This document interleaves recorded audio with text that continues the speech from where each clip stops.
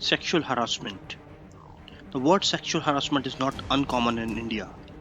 You must have heard this word multiple times. Most women in India would have faced sexual harassment in some form or the other.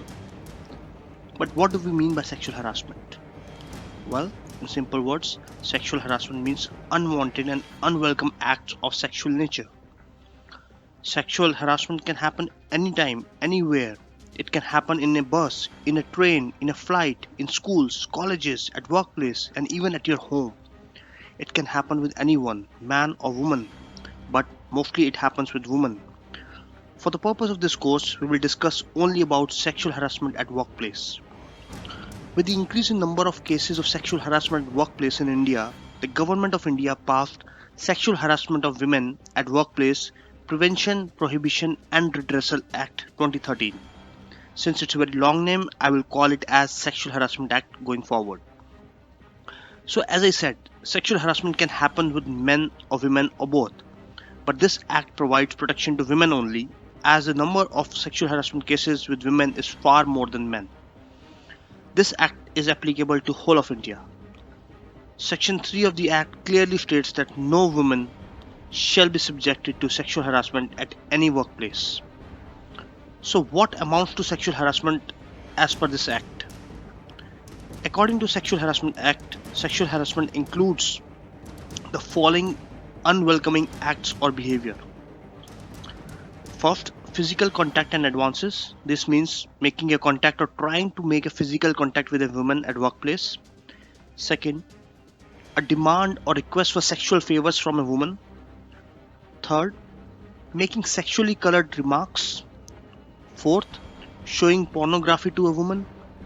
Fifth, any other unwelcome physical, verbal or non-verbal conduct of sexual nature. All these acts and behaviors can either be in direct form or in implied form. For example, it is not necessary that a man specifically says to a woman that he wants to sleep with her. It is enough if he makes such gestures that shows his willingness to be sexually involved with that woman. But how do you know if it is sexual harassment or consensual relationship? It is normal for men and women to get attracted to each other at workplace.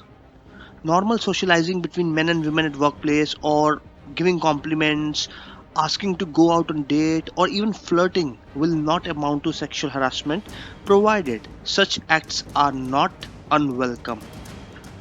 But sexual harassment is not about sexual attraction. Sexual harassment is about the power and intimidation a man tries to use against the woman.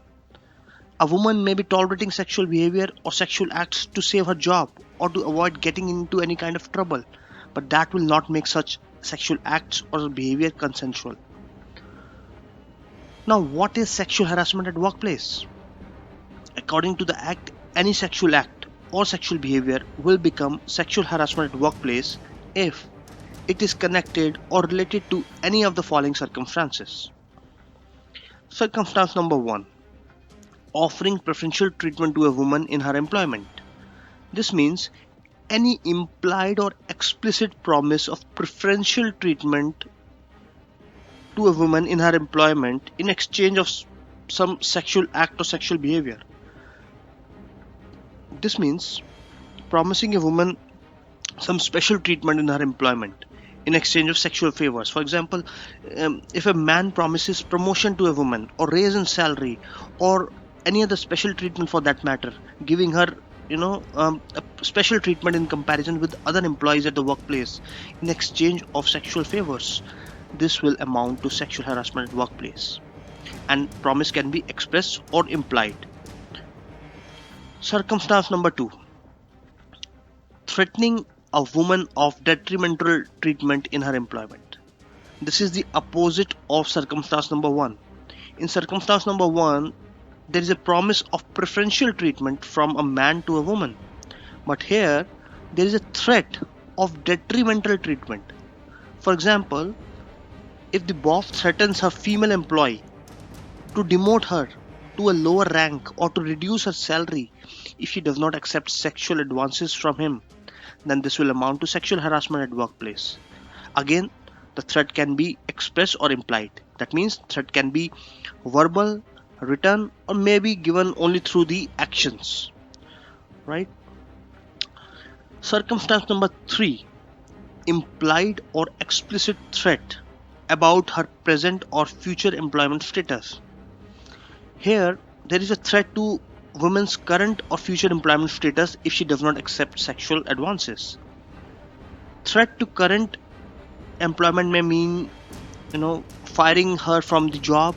Likewise, threat to future employment may mean not renewing her contract with the company in future, or it can be any other situation posing a threat to women's current and future employment. Circumstance number 4, interference with her work or creating an intimidating or offensive or hostile work environment for her. This means not letting the woman do her work, intimidate her in any way, or create a negative environment for her if she does not accept sexual advances. Then it will amount to sexual harassment at workplace. Imagine if you, as a woman, are shouted upon in front of others, or if you are verbally abused or intimidated at your workplace just because you did not accept the sexual advances from your male boss, right? So such situations will fall in the category of sexual harassment at the workplace. Circumstance number 5, humiliating treatment likely to affect her health or safety. So if a woman is humiliated at the workplace which affects her physical or mental health, or pose a threat to her safety at the workplace if she does not accept sexual favors, then that will also amount to sexual harassment at workplace. Now, we have been using the word workplace multiple times, right? Now, I have been using the word workplace multiple times. In fact, the name of the act itself contains the word workplace. So what actually is a workplace? Is it the boundary of the premises where the employees sit and work, or there is more to it? Well, it is now well settled that a workplace includes not just the boundary of the premises, but also any place where the working relationship between employer and employees exists. So, this means if you are working from home, then your home will also be your workplace. If you're attending an official conference or training in a hotel or maybe in a different company, then such hotel or company will be treated as your workplace. If you go to a picnic spot on a team outing for team building exercises, then such picnic spot will also be treated as your workplace. And any sexual harassment that takes place at such picnic spot will be covered under this Sexual Harassment Act. So in short, workplace may include but not limited to the following. It could be workplace of an external client, premises of other companies, hotels, restaurants and other venues during official functions or events, workstation of other employees, elevators in the buildings, restroom, toilets, corridors, canteen, cafeteria, entertainment zone, official tours, field visits, everything will be covered under workplace.